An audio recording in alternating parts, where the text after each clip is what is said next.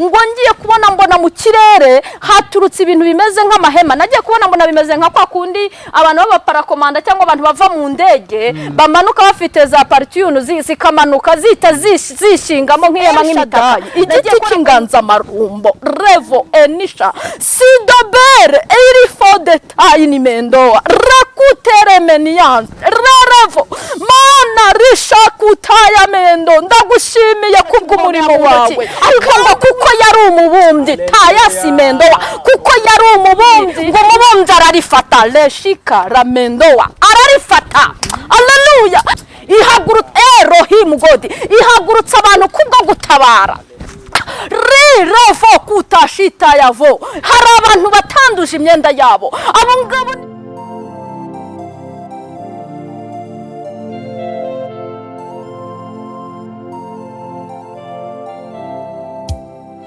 Nshuti bakunzi ba Maxime TV turabaramukije. Yesu Kristo ashimwe. Aho muri hirya no hino mukomeze kugubwa neza ndetse mwakire ihumure rituruka kuri Kristo Yesu wabapfiriye akabababarizwa akabacungura mukaba muriho mu mahoro ye.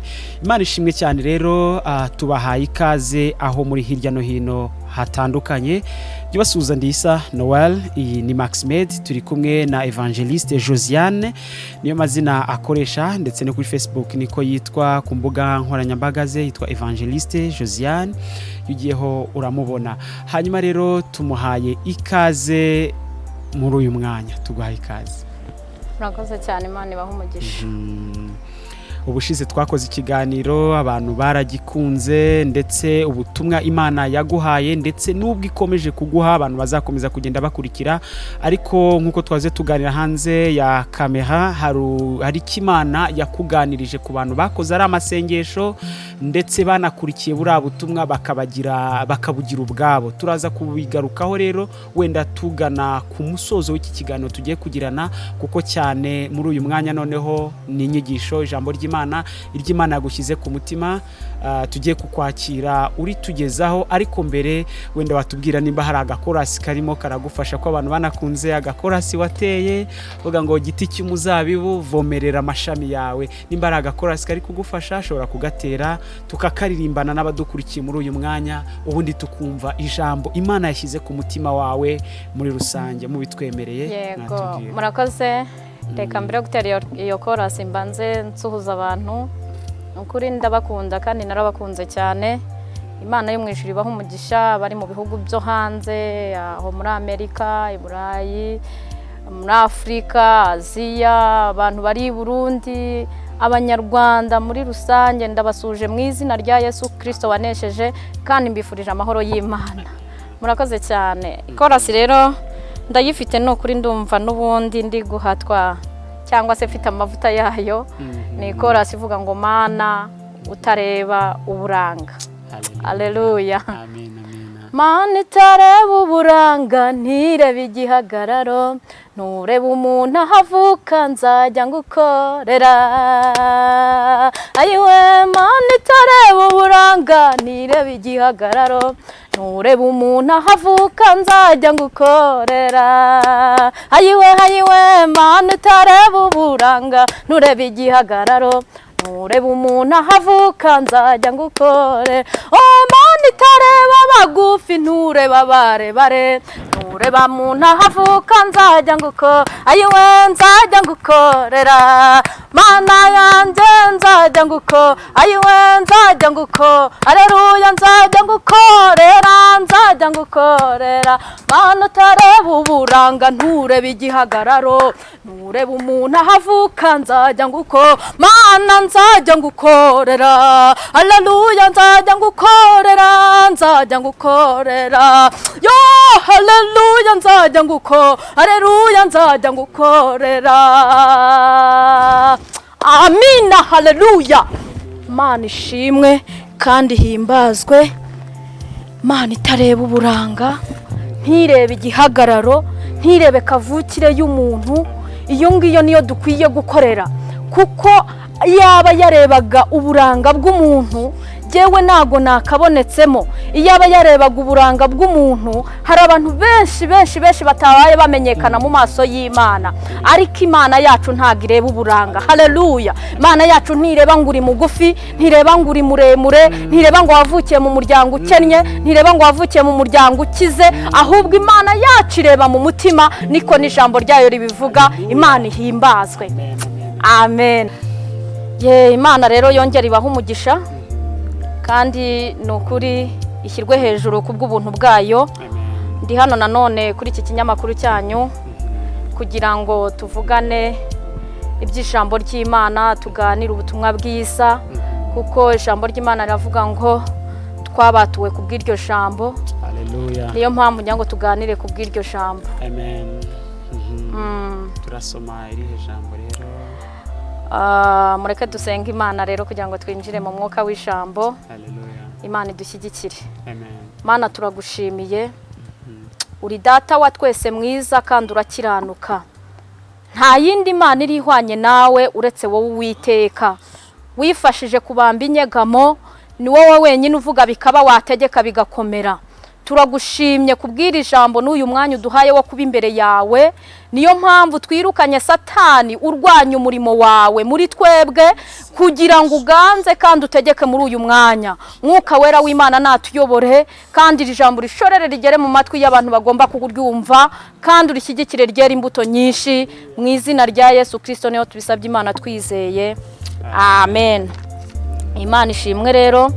Reka dusome ijambo ry'Imana. Turarisanga mu gitabo cy'umuhanuzi Yeremiya, ibice ni 4, umurongo wa mbere n'umurongo kugeze ku murongo wa 4. Turongera dusome n'ubundi muri icyo gitabo cya Yeremiya, ibice 15, umurongo wa 19. Hanyuma turasoreza ku byahishuriwe Yohana ibice 3, umurongo wa 3. Duhere mu gitabo cy'umuhanuzi Yeremiya ibice 4, umurongo wa mbere kugeza ku wa 4. Isa wadufasha ukadusomera.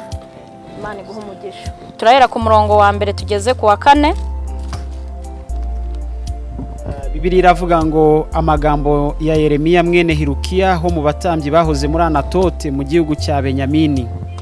Yabwiwe ijambo ry'Uwiteka ku ngoma ya Yosiya mwene Amoni umwami w'Ubuyuda mu mwaka wa 13 wo ku ngoma ye. Ryaje kandi no ku ngoma ya Yehohakimu mwene Yosiya umwami w'Ubuyuda kugeza mu iherezo ry'umwaka wa 11 wo ku ngoma ya Sedekiya mwene Yosiya umwami w'Ubuyuda, igihe ab'i Yerusalemu bajyanywe ari imbohe mu kwezi kwa 5. Nuko ijambo ry'Uwiteka rinzaho riti, nakumenye ntarakurema mu nda ya nyoko, kandi nakwejeje utaravuka ngushyiraho kuba umuhanuzi uhanurira amahanga. Amen. Amen. Dusomere no muri Yeremiya kandi nanone ibice ni 15, umurongo wa 19. Yeremiya 15, umurongo wa 19. Bibiliya iravuga ngo nicyo gituma Uwiteka avuga ati, nugaruka nzakugarura kugira ngo uhagarare imbere yanjye, kandi ibishimwa nubivana mu bigawa uzaba nk'akanwa kanjye. Bazakugarukira ariko ntuzabagarukira. Kandi nzakugira inkike yubakishijwe imiringa, ibi igihome gikingiye abo bantu.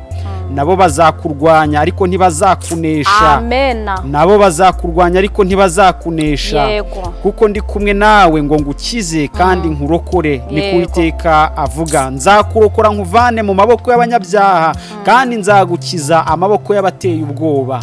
Yego. Amen. Imana ihimbazwe. Amen. Soma no mu byahishuriwe Yohana ibice 3, umurongo wa 13.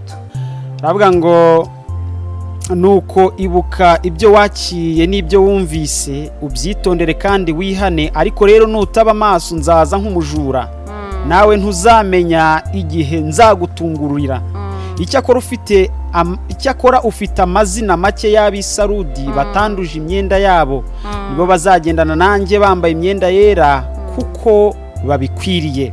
Unesha ni uzambikwa imyenda yera, kandi sinzahanagura na hato. Unesha ni uzambikwa imyenda yera. Unesha kandi sinzahanagura izina rye na hato mu gitabo cy'ubugingo, ahubwo nzaturira izina rye imbere ya Data n'imbere y'abamarayika be ufite ugutwi niyumve iby'umwuka abwira amatorero. Imana ishimwe cyane kandi ihabwe icyubahiro. Amen, amen. Haleluya. Amen. Imana nishimwe cyane kubwira ijambo ryiza kandi nishimwe kubw'umuhamagaro wayo, kuko Imana, umugambi w'Imana ntabwo ujya uyoba ku muntu Imana yahamagaye. Ndagira ngo mbanze mvuge ku mutwe cyangwa se kuri teme yitwa guhamagarwa n'Imana. Haleluya. Ntabwo umugambi w'Imana ujya uyoba ku muntu wahamagawe n'Imana. Ahangaha twabanje gusoma muri Yeremiya ibice 4 umurongo wa 1 kugeza ku wa 4, ni amagambo atwereka uburyo Yeremiya yahamagawe, uburyo Yeremiya yatoranijwe. Yari umuntu utazi ko ibyo bintu bizanamubaho, yari umuntu utazi ko azanajya ahagarara ngo avuge ngo Imana intumye ku Bisirayeli. Yari umuntu wishakira amahoro no kwibera mu babo, adashaka kuzajya ku karubanda ngo yirirwe abwira abantu ngo Uwiteka aravuze. Ariko ngo Imana imurebye, kuko ijambo hano ryatubwiye ngo Imana yatoranije Yeremiya ku ngoma z'abami bagenda basimburana ibihe n'ibihe, kuko yari imufiteho umugambi mwiza. Ngo yararebye Imana ibona Yeremiya muri kiriya gihe niwe uzahagarara akabasha kwatura, akabwira amahanga, akabwira Abisirayeli gutabarwa no gucungurwa, akabwira Abisirayeli kugarukira Uwiteka, akabwira Abisirayeli guhinduka, akabwira Abisirayeli kwibuka Imana yakuye basekuruza mu gihugu cya Egiputa. Imana ibona Yeremiya niwe uzabasha kwibutsa imirimo yose yakoreye Abisirayeli muri icyo gihe. Buriya rero iki nicyo narindi kuvuga, ndashaka ko tuvuga ku muhamagaro Imana ihamagara abantu bayo. Haleluya. Muhamagaro w'Imana ku bantu bayo ntago ujya uyoba, kandi umuhamagaro w'Imana ntago ujya ureba ngo uyu muntu ni muntu ki. Umuhamagaro w'Imana ntujya ureba ngo uyu muntu ni bwoko ki. Umuhamagaro w'Imana urareba gusa, Imana ikareba ikabona uwo muntu akwiye gutoranywa. Niko Imana yarebye Dawidi. Yesu ashimwe. Ireba Dawidi iramureba ngo ibona ameze nk'uko umutima w'Imana ishaka. Ireba Dawidi, umuhungu wari uri hariya, umuhungu wavutse ku mugore utazwi, bitavugitse, bidasobanutse, atari ibintu twavugira kuri kamera. Haleluya. Imana irabireba Dawidi, iravuga ngo uyu nguyu ameze nk'uko umutima wanjye ushaka. Haleluya. Ndimo ndavuga ku muhamagaro w'Imana, niryo jambo numvaga nshaka ko tuganiraho. Nimva kuri ijambo ry'umuhamagaro, ndasoreza ku Imana ishaka iyo imaze guhamagara umuntu wayo. Yesu nashimwe cyane. Iyo Imana imaze guhamagara umuntu wayo, nyuma y'umuhamagara ibishaka kugira ngo bigende gute. Byanga bikunda umuhamagaro w'Imana ntago uza ku muntu kubera ubusa, ntuza ku muntu kumfa busa. Umuhamagaro w'Imana uza ku muntu kuko Imana ifite icyo ishaka gukora ku bantu bayo. Kandi ijambo riri muri Yeremiya ryarambwiye ngo rega ni byiza. Haleluya. Ni byiza nifuza kubagirira, ntago ari ibibi. Hari abantu bumva ubutumwa Imana yatambukije, wenda Imana ikavuga ngo ni mwihane muhunge mudapfa. Nibyo, Imana ntago ishaka ko abantu bayo barimbuka, ahubwo ishaka ko bose bihana. Sifa kwa Mungu. Imana ishaka ko abantu bose bihana bagahinduka, bakazabona ubugingo, kuko Imana yaduteguriye ubugingo bene data. Imana yaduteguriye ubugingo. Niyo mpamvu ndi kuvuga kuri uyu muhamagaro. Rero hari abantu benshi bari kugushwa n'umuhamagaro, bari kugushwa n'umuhamagaro mu buryo butandukanye, ariko Imana ihamagara umuhamagaro ifite gahunda. Ntago Imana ikora plan ku busa. Imana ibishaka ifite inyungu, ntago Imana yagukoresha ku gihombo. Yeremiya rero yari yiturije ari aho ngaho, ngo agiye kumva yumva ijwi rivugira mu matwi ye, ijwi rimubwira ngo hanura, ijwi rimubwira ngo vuga, ijwi rimujyana mu bibaya. Hari aho ngo ryamujyanye rimwereka umubumbyi. Haleluya. Rimwereka umubumbyi, ngo Imana iramumanura mu kibaya imwereka umubumbyi, ngo umubumbyi ngo arabumba, ageze hejuru ngo ikibumbano kimuhombera mu ntoki. Ariko ngo kuko yari umubumbyi, tayasimendowa, kuko yari umubumbyi, ngo ahita afata iryo bumba ryose. Imana nihabwa icyubahiro kuko ishoboye kutugenza uko ishaka. Nta muntu wabaza Imana ngo ibyo ukoze ni ibiki, nta muntu wabaza Imana ngo ibyo uvuga ni ibiki. Imana ishoboye kudukoresha uko ibishaka, Imana ishobora kugukoresha uko ishaka. Nta muntu wabaza Imana ngo ibyo ni ibiki urimo. Nuko ngo Yeremiya imujyanye muri icyo kibaya, ngo ibumba rigihombera ku mubumbyi, ngo umubumbyi ararifata, leshika ramendowa, ararifata. Haleluya. Ararifata bushya bundi bushyashya bundi bushya. Bibiliya iratubwira ngo maze akuramo ikibumbano kimeze nk'uko uwo mubumbyi ashaka. Ndagira ngo mvuge ku muhamagaro. Umuntu yahamagawe ntago wamubaza ngo ibivuga ni ibiki, kuko afite umuhamagaro. Imana yaramuhamagaye. Niyo mpamvu Imana yaguhamagaye usanga intambara ari nyinshi. Kubera iki? Kuko nyine uri mu muhamagaro. Icyo nicyo kizakubwira umuntu uri mu muhamagaro. Haleluya. Yesu nashimwe.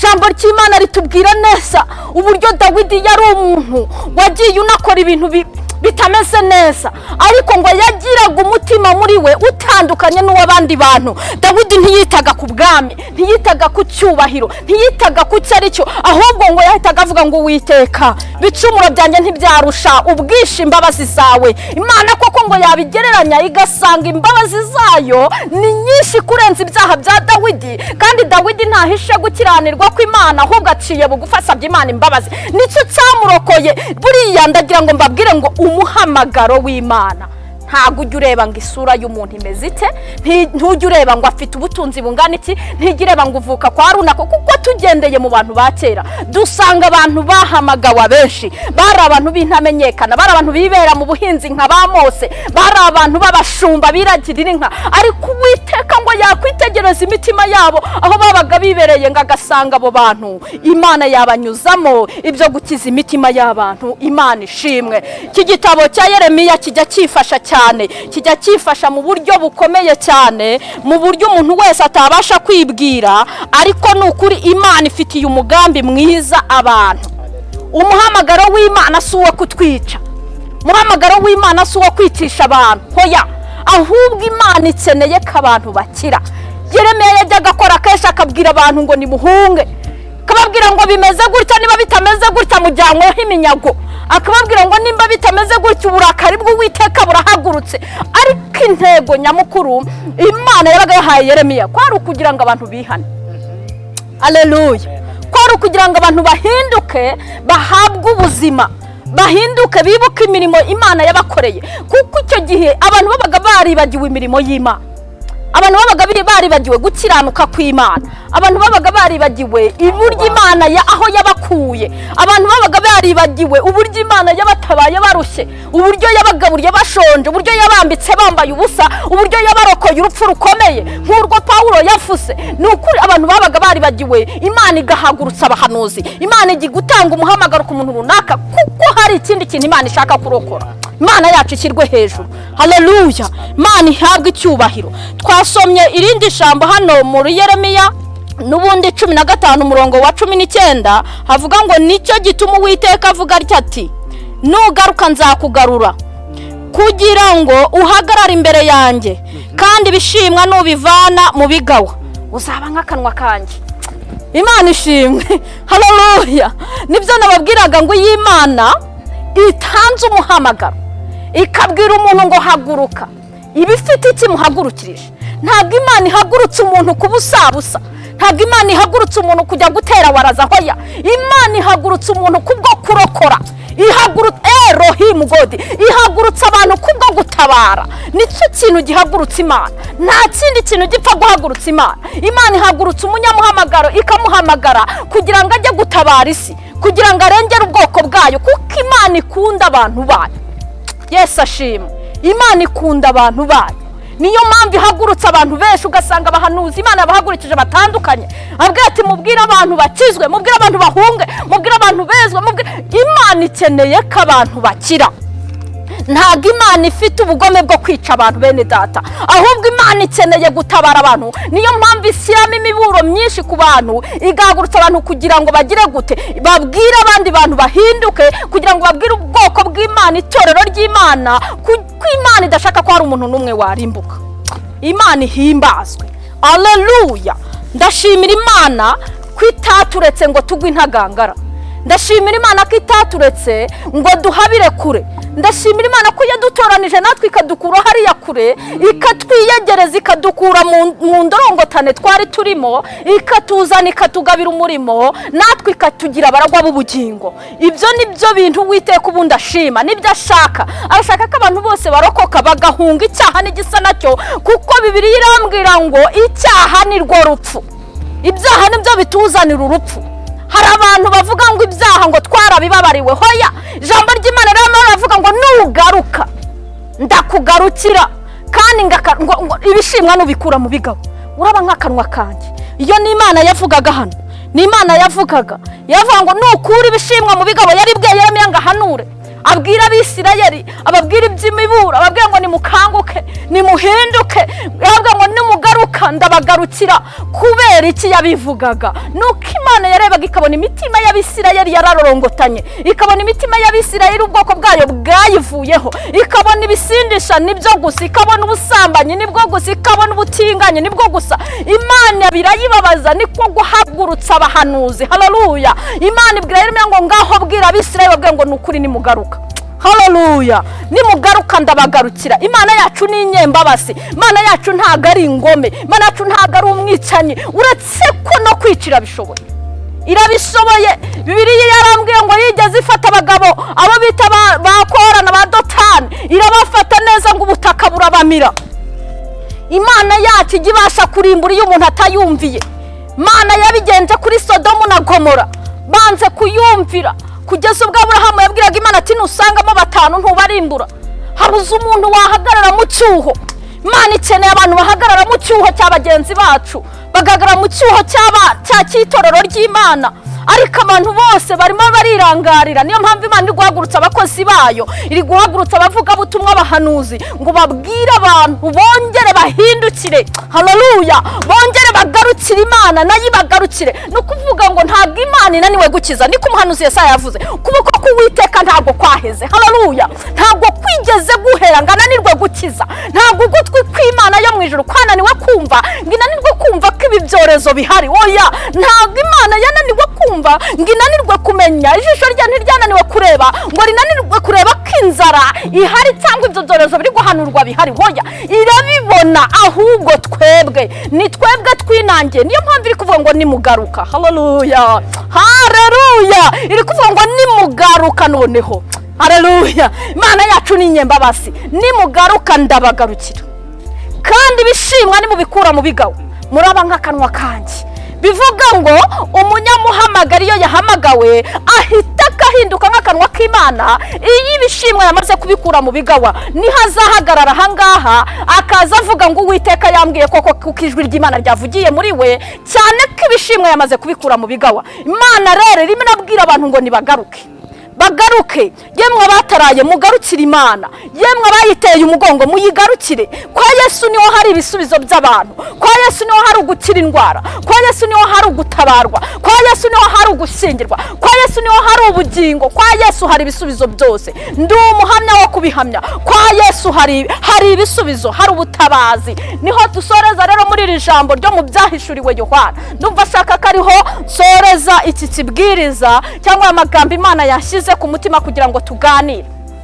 byahishuriwe Yohana 3 umurongo wa 3 n'ubundi haravuga aya magambo agira ati, byahishuriwe Yohana igice cya 3 umurongo wa 3 haravuga ngo nuko ibuka ibyo wakiriye n'ibyo wumvise ubyitondere. havuze ngo iki? nuko ibuka ibyo wakiriye n'ibyo wumvise ubyitondere kandi wihane. ariko rero nutaba amaso, mvuka ijambo ry'Imana ribivuga. ariko rero nutaba amaso nzaza nk'umujura, nawe ntuzamenya igihe nzagutungurira. icyakora ufite amazina make y'Abisarudi batanduje imyenda yabo, abo nibo bazagendana nanjye bambaye imyenda yera kuko babikwiriye. haleluya. umva uko ijambo ry'Imana rivuga. riravuga ngo ibuka ibyo wakiriye kandi wumvise. abahanuzi barahanura, abavuga butumwa barabwiriza. umva nawe ubwawe Imana igikwisangira ukarota ukabyita inzozi gusa. Imana ikubwira ngo va mu bidatunganye, hindukira, va mu ngeso zawe mbi. ariko ibyo byose ukabininira ukanga kubireka. ariko Uwiteka arongera kukwibutsa akubwira aya magambo ngo ibuka ibyo wumvise. tega amatwi wongere wiyibutse ibintu wagiye wumva, ubuhamya wagiye wumva, ubuhanuzi wagiye wumva, ibibwiriza bikubwira guhindukira wagiye wumva, nurangiza ubyitondere. Haleluya. Nurangiza wihane, ntago ari ukubyitondera gusa. Ijambo ry'Imana hano riravuga ngo nurangiza wihane. Wihane kuko ni wihana niho uzabona ubugingo. Ijambo ry'Imana niko ribivuga. Umva uko rivuga munsi yaho, riravuga ngo ariko nutabikora. Imana idutabare cyane. Yesu ashimwe. Nutabikora nzaza aho uri ngo utungure nk'umujura, ngo ntabwo uzamenya igihe nzagutungurira. Iri ni ijambo ry'Uwiteka Imana Nyiringabo. Ntabwo uzamenya igihe Imana izagutungurira, ntuzamenya igihe ibyago bizagutungurira, kuko wanze kwihana, wanze kwibuka ibyo wumvise, ibyo wakiriye ngo ubyitondere nurangiza wihane. Wanze kwihana niko ijambo ryatubwiye. Ibyo nutabikora Imana ngo izaza nk'umujura. Haleluya. Izaza nk'umujura igutunguye kubera ko wanze kumvirira ijambo. Ariko hari irindi jambo nkunze cyane. Imana iradukunda bene data. Imana yuzuye urukundo. Imana ni inyembabazi. Haleluya. Kandi reka mbabwire, Imana ntabwo yitiranya amazina. Niyo yaba ari umunyarwanda umwe wemeye guhagarara mu cyuha akijijwe, niyo yaba ari umurundi umwe ahagaze mu cyuha akijijwe, niyo yaba ari umunya-Uganda, niyo yaba umunyamerika, niyo yaba umunyaburayi, muri ubwo buryo agahagarara mu cyuha akavuga ngo Uwiteka undengere, akemera kwihana no guca bugufiya, Imana iramubona. Haleluya. Imana iramwemera, Imana iramuhamiriza. Ijambo ry'Imana rirambwiye hano Sarudi, ubundi ni ahantu umudugudu Imana yavugaga n'itorero itashimaga, ariko ngo hari amazina makeya. Sifa kwa Mungu. Ravone kuta shandodrai. Hari abantu bakeya b'Isarudi, hari abanyarwanda bakeya, hari abarundi bakeya, hari abanya-Uganda bakeya, hari abo muri Afrika y'Epfo, hari abo muri Amerika, hari abo mu Burayi batanduje imyenda yabo. Revo kutashita yavo. Hari abantu batanduje imyenda yabo. Abo ngabo n'ibijambo ry'Imana riri guhamiriza. Imana iri kubabwira ngo abo ngabo niba bazicarana nanjye ngo bambaye imyenda yera mu bwami bw'Imana. Bene data, ijambo ravuze ngo nugaruka ndakugarukira. Ijambo ravuga ngo ibuka ibyo wakiriye kandi wumvise, nurangiza wihane, ubyitondere. Nyuma yo kubyitondera wihane. Ndabingingira ndi mu mwuka, ndabingingira ndi imbere y'Imana kugira ngo mwibuke ibyo mwumvise, mudakeresa iby'ijambo ry'Imana, mudatesha agaciro iby'ijambo ry'Imana. Mwumve kandi mwibuke ibyo mwumvise, maze mubyitondere. Nimumara kubyitondera mwihane. Ku ijambo ravuze ngo nimutabikora izaza nk'umujura. Bene data, izabatungura mu buryo butunguranye, kandi namwe ngo ntimuzamenye igihe yabatunguriye. Imana yo mu ijuru ihabwe icyubahiro kandi dufashe iturengere ku bw'ijambo ryayo. Ndumva ashaka ko tubanza tugasengerera ijambo, ibindi tukabikomeza nyuma. Mana data ushobora byose, El Shaddai, igiti cy'inganza marumbo, Revo Enisha Sidobere Erifo de Taini Mendoa Rakuteremenians Revo Mana Rishakutaya Mendo. Ndagushimiye kubw'umurimo wawe, kandi Uwiteka ngushimiye kubw'Abisarudi, kubw'Abanyarwanda, kubw'Abanyamerika. Revo Nekutremendoa Elohim Rekuteyavo. Ehehe Mana, ndagushimiye kuko hari abataranduza imyenda yabo. Uwiteka we, kindi ngushimiye urukundo rwawe, kuko iyi miburo ntiyatambuka udakunda Abanyarwanda, iyi miburo ntiyatambuka udakunda isi yose. Abantu waramye utabakunda ntabwo iyi miburo wayitambutsa, ahubwo uragira ngo abantu bahindukire kugira ngo nabo Mana utabatungura, wabatunguza ibibi, wabatunguza urupfu, wabatunguza buri kimwe cyose, kuko ukora nk'Imana ugasohoza nk'Imana. Ndagushimye rero kubanye natwe, kumana natwe mu mwanya wose turi bukurikizeho, mu izina rya Yesu Kristo tubyatse Imana twizeye. Amen. Amen, amen, amen. Yego. Imana iguhe umugisha mukozi w'Imana. Haleluya. Hanyuma ndetse n'abadukurikiye, twizera ko mwafashijwe cyane n'iri jambo. Ariko kandi ubushize ubwo Imana yaguhaga ubutumwa busoza uriya mwaka twinjira muri uyu nguyu, cyane cyane 2021 twamaze kwambuka turimo, hari abantu bagiye batanga ibyifuzo. Hari icyo mwababwiye Imana yari yababwiye cyo gukora amasengesho iminsi 2. Hari abayarangije bari kwibaza bati noneho turakurikizaho iki. Hari abafite ibyifuzo bagiye batwandikira bavuga ko ingo zarasenyutse, abandi zigiye gusenyuka, bafite ibibazo bitandukanye n'abarwayi muri rusange, niki wababwira aba bantu mbere y'uko ugira icyo ubabwira? Wenda uranakomoza wakiriye buriya butumwa gute se wowe, ibitekerezo wabonye, feedback wabonye yari yihe? Yego, murakoze, Imana ibaha umugisha cyane. Mu by'ukuri icyo nabonye cyo nuko ubu butumwa bwaratambutse n'ubu buracyatambuka kandi buri kugera ku bantu ba nyirabwo rwose, kuko message y'Imana ntigiyoba buri kugera kuri ba nyirabwo. Gusa nabonye bimwe mu makomenti, ariko bari abantu nabo ndabashimira bajya bavuga nabi, abanyita umusazi muri rusange bakavuga ngo ni abasazi. Ubwo urumva na bagenzi banjye bajye babita abasazi. Bajye bavuga ngo turabeshyera Imana, ngo Imana ntirimbura. Ariko bene data ndagira ngo mbabwire ngo Imana ntinegurizwa isura. Ndagira ngo mbabwire ngo Imana ntinegurizwa isura. Bisubiyemo gatatu, Imana yacu ntinegurizwa isura. Hari abantu bagiye babona gukomera kw'Imana. Dusomye mu byanditswe basogokuruza bacu, tugenda tubona ijambo ry'Imana ritwereka uburyo hari abantu banegurije Imana izuru bibakoraho.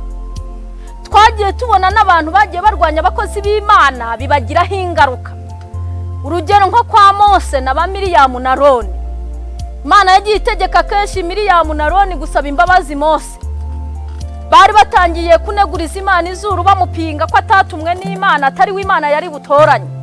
Ariko ndagira ngo mbabwire ngo mwebwe muri kuvuga ngo Imana ntiyatumye umuntu, ese mwasenze mumenya koko katari byo, cyangwa mubivugiye muri rangaje yanyu, marangamutima yanyu niyo yabayoboye?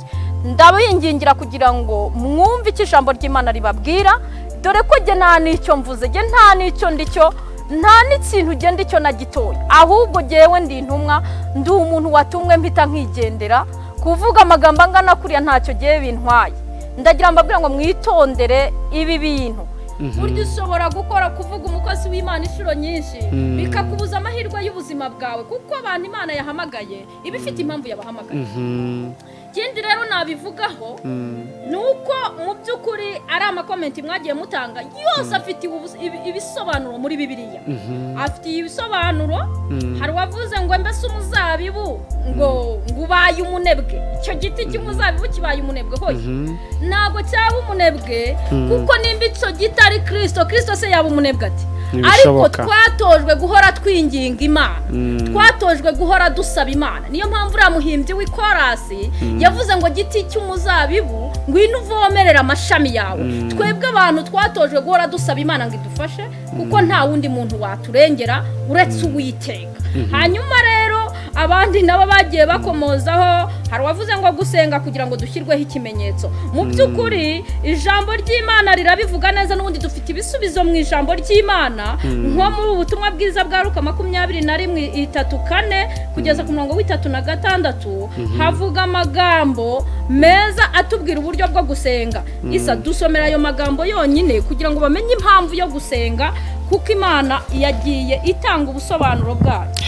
Ubutumwa bwiza bwa Luka ibice 34 kugeza ku 36 haratubwira impamvu umuntu akwiye gusenga. Hanga bari bavuze ngo mbese ngo umuntu ngo kuko ngo nukurinda gusenga kugira ngo ikimenyetso cy'amaraso ya Yesu amujyeho. Hari impamvu dukwiye gusenga, kugira ngo Imana iturokore.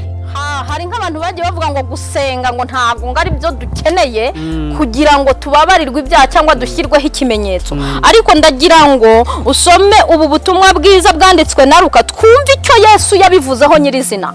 Impamvu yo gusenga 31:34 umurongo w'3 kugeza ku 3:6 twumve icyo havuga. Ubutumwa bwiza bwa Yesu Kristo bwanditswe na Luka bice 21:34 aravuga ngo ariko mwirinde imitima yanyu ye kuremererwa n'ivutu no gusinda n'amaganya y'isi. Uwo munsi ukazabatungura kuko uzatungura abantu bose bari mu isi yose umeze nk'umutego. Yego. Nuko rero mujye muba maso musenga iminsi yose kugira ngo mubone kurokoka ibyo byose byenda kubaho no guhagarara imbere y'umwana w'umuntu.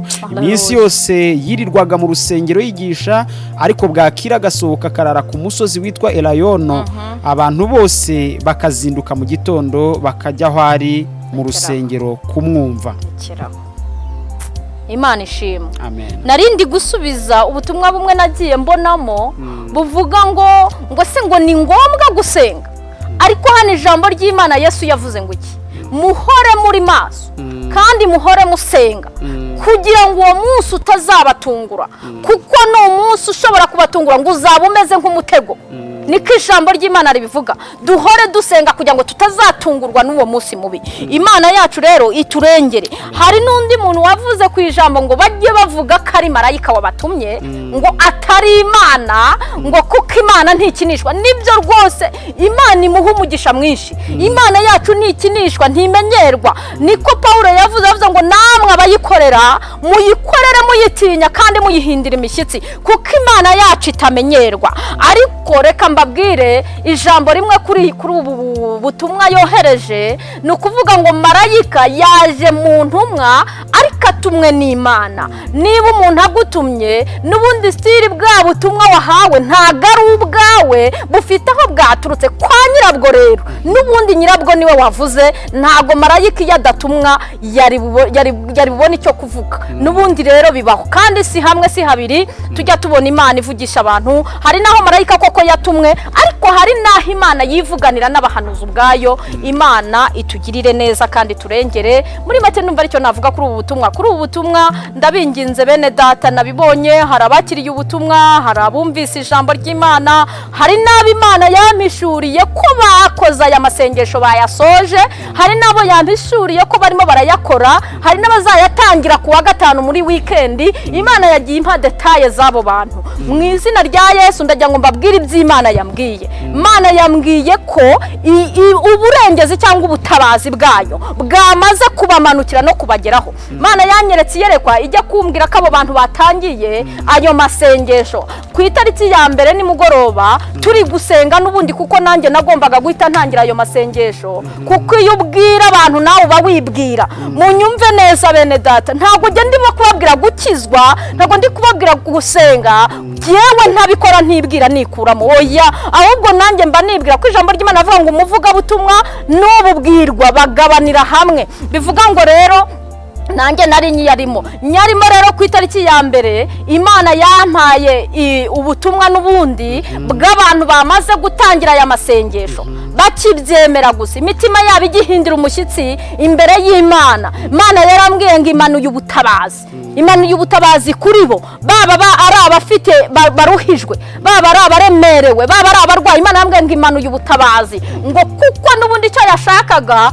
kwari ukugira ngo ibyorezo Satana ahagurukije cyangwa se ububi n'ubugome Satana ahagurukirije isi irinde abantu bayo bemeye kuyicira bugufiya. Imana yambwiye ngo abantu bamaze kuyatangira yamaze kubashyiraho uburinzi, kandi n'ubundi iracyakora umurimo, kuko Imana yanyeretse hari abantu benshi bumviye ubu butumwa. Nagize iyerekwa rero ryabo, mbona ngo urubura, ntabwo ndajya muri Amerika, sindajya muri ibyo bihugu by'Uburayi, mbona ngo urubura rurimo ruragwa kuriya nabibonye mu mafilimi, urubura rugwa, mbona ngo neje, mbona ngo urubura ruri kugwa, neje iri kugwa cyane, ariko ari urubura rufatika. Urunguru rugwa mbere y'imvura rujya rugwa rwishi rukica imyaka, ngo rwogwaga ari rwishi ku buryo bugaragara, ariko ngo mu gihe rutangiye kugwa rutaratangira kugira ibintu rwangiza cyangwa abantu rwangiza, ngo ngiye kubona mbona mu kirere haturutse ibintu bimeze nk'amahema. Nagiye kubona mbona bimeze nka kwa kundi abantu b'abaparakomanda cyangwa abantu bava mu ndege bamanuka bafite za partiyunu zikamanuka zita zishingamo nk'ihema nk'imitaka. Nagiye kubona mbona utuntu tumanuka mu kirere twishi twagera ku isi tugahita twibamba nk'ihema. Imana irambwira ngo imanuye amahema menshi y'abantu bemeye guhungira muri ubu bumana, y'abantu bemeye guca bugufi bakumva ubutumwa n'ijambo ry'Imana bagahindukira bakava mu ngeso zabo mbi bakihana. Imana yambwiye ngo imanuye amahema, yaba indwara y'ibyorezo ntizabakoraho. Erohimu, Imana yambwiye ngo n'inzara ntabwo izabageraho, kuko bemeye kumvira umwuka w'Imana. Imana ibaha umugisha rero, ndabashimiye. Yego, wanasengera batanze ibyifuzo bitandukanye, abingo zigiye gusenyuka, bameze nabi, barwaye, bari hirya no hino bakurikiye kandi bakomeje gukurikira ivuga butumwa Imana irimo iragukoresha. Imana ibaha umugisha. Tutarasenga bene data, bamama banje, barumuna banje, bakuru banje, bakozi b'Imana Imana yahagurukije ndagira ngo mbabwire iri jambo ngo nimuhumure. Nimuhumure. Jambo ry'Imana avuga ngo nuntabaza ndagutabara.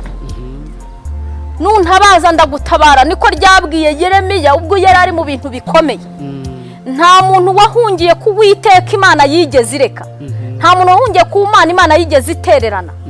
Yewe nabonye ibihamya byinshi mu myaka afite ntago ari myinshi cyane, ariko imirimo y'Imana nayibonyemo ni myinshi n'imigari muri jewe.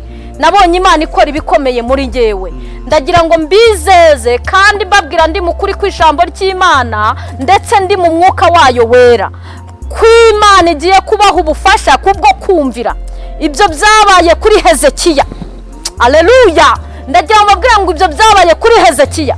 Hezekiya Imana yamutumye umuhanuzi ubwo ibihe byari bimaze kumukomerana. Hezekiya yaracumuye ku Uwiteka, yarerekanye intwaro z'ububiko bwe, azereka abanzi b'igihugu cya Isirayeli.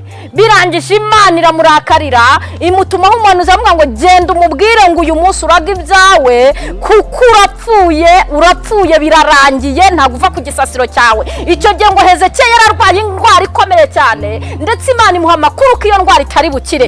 Ariko haleluya, ngo Hezekiya amaze kumvira ijambo ry'Imana, ngo yakoze ikintu cyitwa kuva aho abagabo baryama agivure. Bisobanura ngo yaciye bugufiya arihana. Iyo umugabo avuye mu kiryamo cy'akajya mu cy'umugore, mu busobanuro bw'ijambo bivuga ko Hezekiya yari yemeye kwihana. Yaciye bugufiya yihana amakosa yakoze, Imana iramubabarira. Imaze kumubabarira ibyaha igira ite? Imukiza n'indwara. Irangije ibwira umuhanuzi ati subirayo ukiri mu nzira, uko niko Imana yangaruye.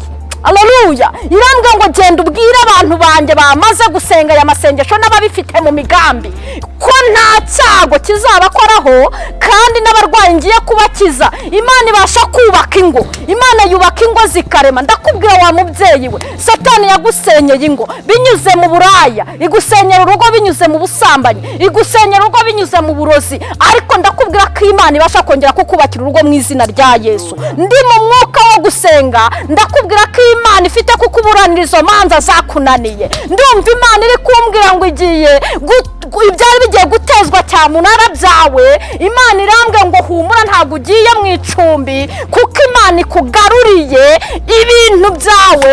Kandi Erohimu tayaze bone shando dry teyivoze gere, Imana ikugaruriye ibintu byawe kuko wemeye kuyicira bugufi ukayihindukirira. Ndimo ndabwirwa ko Imana igiye kurema amahoro mu bantu bari barabuze amahoro. Ndavugana nawe wari urwaye kanseri yo mu muhogo, Enisha zemone san elilagre, iravugana nawe Imana yo mu ijuru ku muhogo wawe batazawubaga. Imana irambwiye ngo warapimwe koko hashize iminsi 10 baguhaye randevu. Imana irambwiye ngo ije kukutabara kuko wemeye guca bugufiya ku rutonde rw'ababagwa n'abazapfa ntago urimo muri uyu mwaka 2021. Imana irambwiye ngo ije kurokora abantu bayo. Tugiye gusenga Imana, tugiye gusenga. Imana yacu irakiza, Imana iratabara. Yaba wowe urwaye umutima ukumva ngo umutima wawe ugiye kukwica, Imana ifite ubushobozi. Si ngombwa ngo isimbura ngingo y'umutimize, oya, si ngombwa. Imana ifite ubutware bwo kugukiza. Ndababwira ukuri ko Imana iri kuvugana nanjye ko igiye kubakiza kubwo guca bugufiya, kubwo guca bugufiya, kubwo kwemera mukumvira ubu butumwa. Imana igiye kubakorera ibitangaza muri 2021, kandi muzabihamye mwerekane gukomera kw'Imana, ko Imana yabagiriye neza. Dusenga Imana yo mu ijuru. Ngiye gusenga kandi hamwe n'umwuka wera, hamwe n'Imana Data n'Umwana. Imana yo mu ijuru igenda bakoreho abari mu bitaro, abari kubisasira, abari mu rugo bihebye. Uwiteka bakoreho, haba abazungu, haba birabura bari muri Amerika, haba bari mu Rwanda, bari muri Afurika. Uwiteka bakoreho, haba mwebwe mwabuze urubyaro, Uwiteka bakoreho. Uwiteka yavuze ngo nugaruka ndakugarukira. Imana yo mu ijuru igitariki ibagarukire, yumve ko mwemeye guhindukira kandi barengere. Mana turagushimiye. Haleluya. Revovezegre etopere shando meniyanse. Yego pifravoze kutaya. Rimana nziza turagushimiye.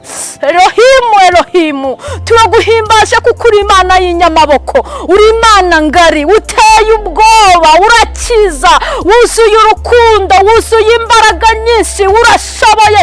Nta muntu ujya ukubaza ngo ibyo ukora ni ibiki, nta n'ukubaza ngo ibyo uvuga ni ibiki. Uri Imana ikiza, twarakubonye, natwe watugiriye neza.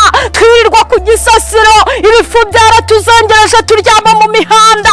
Mana turevone shandodalaye, turevone kutaya, turarasisi wayabonesha. Turagushimiye, izina ryawe nirihabwa icyubahiro.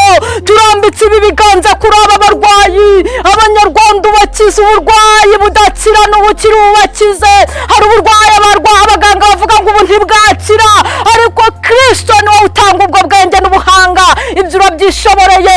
Dusengeye abari muri Amerika, dusengeye abari mu Burayi, muri Afurika, dusengeye abari ku mugabane wa Asiya, dusengeye Mwami Imana abari muri Europe. Mana turabasengeye, izina ryawe niryubahwe kubw'icyubahiro cyawe. Ubakize Mana, twirukanye kanseri, twirukanye sida zatesheje umutwe abantu, twirukanye indwara zituruka ku myuka mibi zazengeresha abantu, twirukanye inyatsi zitera abantu kudakora ngo bahirwe. Turirukanye izi mbaraga, duhamagaye Imana itabara kuri aba bantu, tubaturiyeho guhirwa. Abacuruzi bunguke, abakora akazi bunguke, tubaturiyeho guhirwa. Abarwaye bakire mu izina rya Yesu, ababuze abagabo bababone, abadafite amakuru abakorera. Hari abantu bicirwa amakuru buri munsi n'abadayimoni. Mana ni wowe Mana ubasha gukora, byananiye abantu urabishoboye. Ndakwinginze ngo ubikore kuko ushoboye.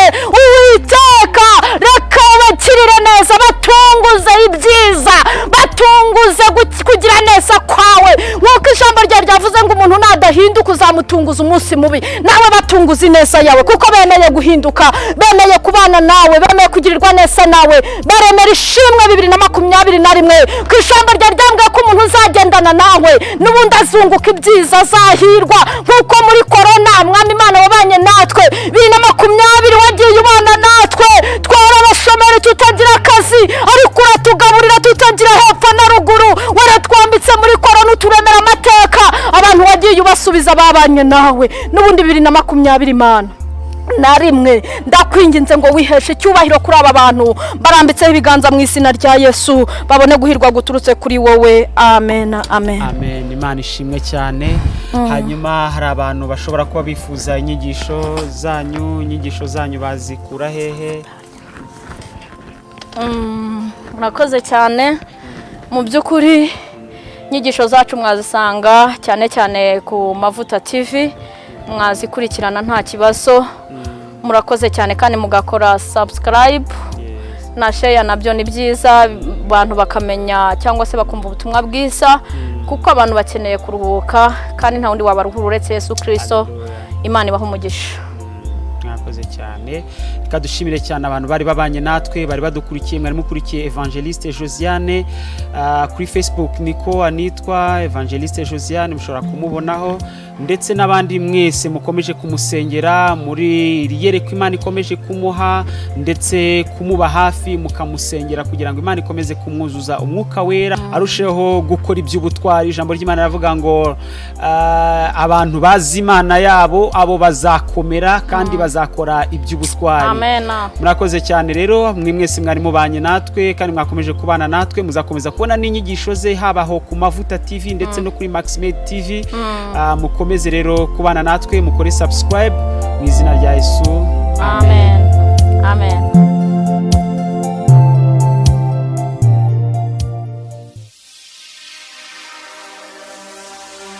This is Maximed TV.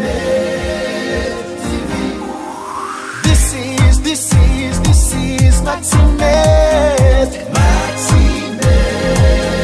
TV. Maximed, link up with the world.